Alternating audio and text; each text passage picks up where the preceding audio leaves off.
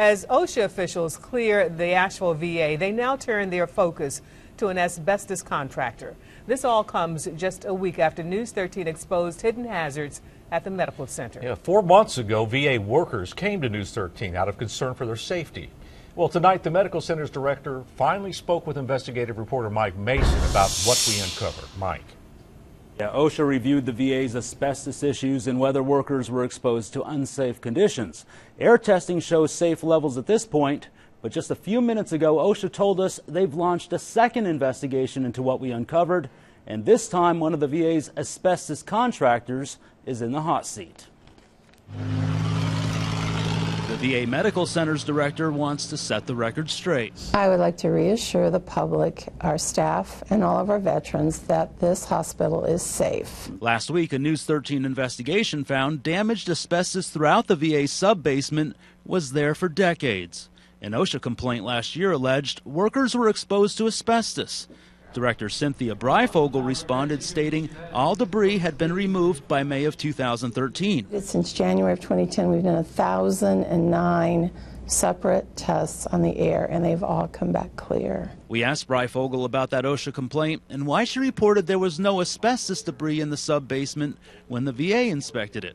News 13 found just 6 months later, a private contractor discovered damaged asbestos in many areas, highlighting them in red on this map. So I'm just curious as to why the industrial hygienist didn't notice that if there were so many areas, as noted in this map, with damaged asbestos.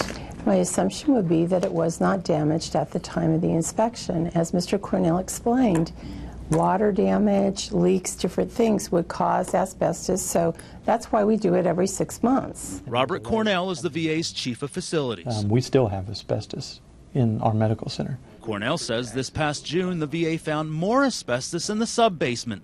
Damaged piping creating piles of debris around 2 air handlers, but it was cleared through air testing. And those clearance samples came back negative as well. But that's when the debris is just sitting there, right? Correct. Right. It would have to be moved or shifted around. Stirred up. Right, disturbed, exactly. I think that's part of the concern. Mm-hmm. Okay, so... But that's kind of why we restrict the access if and when we do find something like that, is to prevent anyone from stirring anything up. Okay. But when this debris is falling from the pipes onto the ground, it's becoming airborne. Potentially, yeah. It's disturbed. Yeah. Cornell simply tells workers not to touch asbestos. One current VA worker tells us that's not so easy, showing us a photo he took this past June. So this is damage here. This is that paper wrap around it, yeah. Yeah, so is this acceptable? No, we would come along and clean that up as well. Breifogel says she depends on her employees and wants them to know their jobs are safe as well. If you see anything about to harm a patient, harm yourself, your coworkers, part of your job is to speak up. The VA tells us they're applying for federal funding to remove all remaining asbestos in the sub-basement. We requested OSHA's full report regarding their latest findings. They say some of that info will have to wait until their new investigation is complete. If you have a story you'd like us to look into, email us at news13investigates@WLOS.com.